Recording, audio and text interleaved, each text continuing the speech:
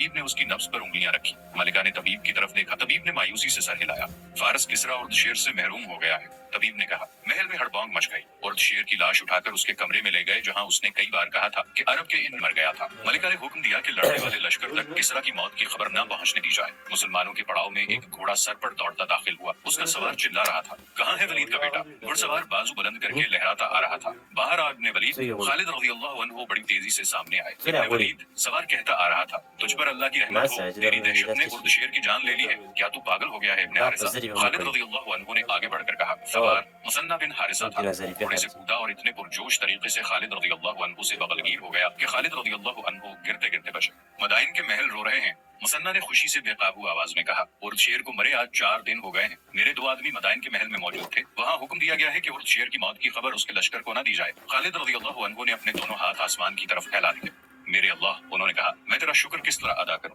मुझे फतह के तकब्बुर और गुरूर से बचाना। खुदाए जुल जलाल, सब तारीफें तेरे लिए और सिर्फ तेरे लिए हैं। खालिद रज़ियल्लाहु अन्हु ने हाथ नीचे करके इधर उधर देखा और बुलंद आवाज से कहा, अपने तमाम लश्कर को ये मुजदा सुना दो कि फारस की वसी व अरीज शहनशाही का सुतून गिर पड़ा है और ये अल्लाह की देन है। सबसे कह दो कि किसरा तुम्हारी दहशत का शिकार हुआ है। खालिद रज़ियल्लाहु अन्हु मुसन्ना बिन हारिसा को अपने खैमे में ले गए और उससे पूछा कि आगे क्या है। थोड़ी ही दूर फारस का एक बड़ा शहर अमनीशिया है, मुसन्ना ने बताया। ये शहर इसलिए बड़ा है कि वहाँ फारस की फौज रहती है। उसे फौज का बहुत बड़ा अड्डा समझ लो। ये शहर तिजारती मरकज है। इसके इर्द गिर्द जमीन बहुत जरखेज है। तिजारत, अनाज और बागों के फलों की वजह से अमनीशिया अमीरों का शहर कहलाता है। शहर बना बहुत मजबूत है। शहर के दरवाजे मजबूत हैं। करीब जाओगे तो दीवार के ऊपर से तीरों का मी बरसेगा। वलीद के बेटे, इस शहर के लिए जानों की कुर्बानी देनी पड़ेगी। अगर तूने ये शहर ले लिया तो समझ ले कि तूने दुश्मन की एक मोटी रग अपने हाथ में ले ली। क्या अब भी वहाँ फौज है? खालिद रज़ियल्लाहु अन्हु ने पूछा। अगर है तो कितनी होगी? इतनी नहीं होगी जितनी पहले थी, मुसन्ना ने जवाब दिया। जहाँ तक मुझे बताया गया है, उलियस की लड़ाई में कुछ फौज वहाँ से भी आई थी। दरियाए फुरात में एक छोटा दरिया आकर गिरता था। इसे दरियाए बादकली कहते हैं, जहाँ बुर्जों में और दीवारों पर कोई भी नजर नहीं आ रहा। क्या तेरे आदमी शहर के अंदर गए थे? नहीं इब्ने वलीद, मुसन्ना ने जवाब दिया। वो दरवाजों तक गए थे। वो तो कब्रिस्तान लगता है। वो कहते हैं कि दरवाजों में से ना उन्हें कोई इंसान नजर आया ना जानवर। क्या तू इसे धोखा या जाल नहीं समझता इब्ने वलीद? हाँ इब्ने हारिसा, खालिद रज़ियल्लाहु अन्हु ने कहा। मैं तेरे आदमियों पर शक नहीं करूंगा कि वो झूठ बोल रहे हैं। अगर उन्होंने ख्वाब नहीं देखा तो हमें एहतियात से आगे जाना होगा। खुदा की कसम वो झूठ बोलने वालों में से नहीं, मुसन्ना ने कहा। उनका ईमान इतना कमजोर होता तो वो ईरानियों के जोरों सितम से बचने के लिए कभी के अपना मजहब छोड़ चुके होंगे। और सुन वलीद के बेटे, सबसे पहले मिल होंगे। अगर ये धोखा है, फंदा है, जाल है, पहले इसमें मेरे आदमी जाएंगे ताकि तेरा लश्कर महफूज रहे। खालिद रज़ियल्लाहु अन्हु ने अपने सालारों को बुलाया और उन्हें बताया कि अमनीशिया खाली पड़ा है और ये धोखा होगा। धोखा यही होगा कि हम अपने लश्कर को शहर में ले जाएंगे।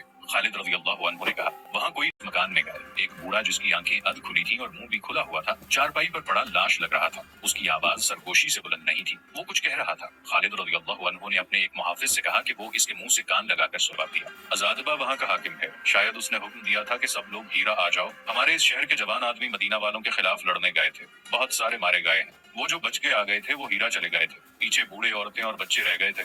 यहाँ के सब लोग खालिद बिन वलीद से डरते हैं। हमारे भाग कर आने वाले जवानों ने लोगों को और ज्यादा डरा दिया है। वो कहते थे कि मुसलमान खून का दरिया बहा देते हैं और वो इधर आ रहे हैं। सब भाग गए हैं। मैं नहीं भाग सका। मैं तो उठ भी नहीं सकता। वो मुझे मरने के लिए छोड़ गए हैं। तकरीबन तमाम मौर्रिखों ने लिखा है कि अमनीशिया शहर इसी हालत में खाली था कि लोगों के घरों में सामान और कीमती अशिया ऐसे पड़ी थी जैसे इन मकानों के मकीन अभी अभी कुछ देर के लिए बाहर निकल गए हों। लोग इतनी उजलत में भागे थे कि रकमें और सोना वगैरह भी पीछे छोड़ गए थे। खालिद रज़ियल्लाहु अन्हु के हुक्म से तमाम फौज को शहर में बुला लिया गया और उन्हें माले गनीमत इकट्ठा करने की छुट्टी दे दी गई। ये अमीरों का शहर था। घरों में कीमती अशिया और कपड़ों की अफराद थी। मुसलमान बाज चीजों को देखकर हैरान होते थे। ये चीजें वो अपने साथ ले जाना चाहते थे। जब सामान एक जगह इकट्ठा किया गया तो खालिद रज़ियल्लाहु अन्हु ने देखा। आग लगा दो इस सामान को। खालिद रज़ियल्लाहु अन्हु ने हुक्म दिया। ये ऐशो इशरत का वो सामान है जिसने इस कौम को, और सोना, हीरे, जवाहिरात और रकमें अलग जमा कर दो। तिबरी ने खास तौर पर लिखा है कि खालिद रज़ियल्लाहु अन्हु ने इस ख्याल से कीमती ज़ुरूफ, रेशमी कपड़े और अमीर घरों का सामान जला देने का हुक्म दिया था कि मुजाहिदीन जिहाद से मुंह मोड़ जाएंगे। तिबरी के अलावा दूसरे मौर्रिखों ने भी लिखा है कि जो माले गनीमत इस शहर से अबू बकर रज़ियल्लाहु अन्हु को भेज दिया। मोहम्मद हुसैन हैकल ने मुख्तलिफ मौर्रिखों के हवाले से लिखा है कि माले गनीमत का 5वां हिस्सा जो मदीना को भेजा गया, इसका मीरे कारवां बनी अजल का एक शख्स जनरल था।